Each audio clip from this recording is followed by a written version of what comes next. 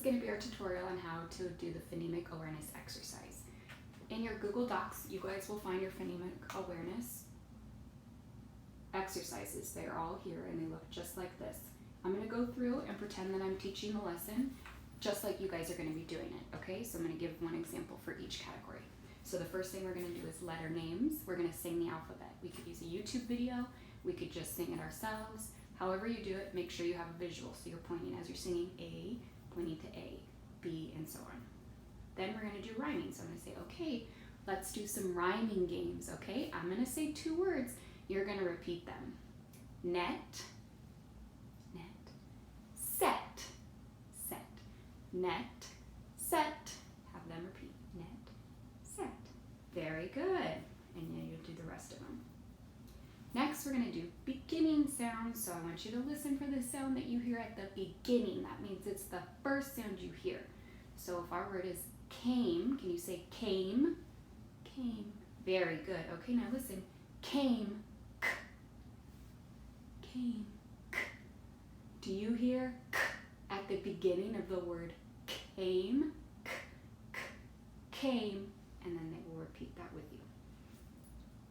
And you'll do the rest of those. The next section is blending words. So we're going to do a little game blending. So I want you to put your hands out like this. And we're going to repeat out, repeat out, side, repeat side. Now we're going to put them together, out, side, outside. And you're going to do the visual with your hands and help them support it. And you'll do the rest of those blending words. Now we're going to do ending sounds. So we're going to listen for the last sound you hear in the word. What's the sound at the very end that we hear?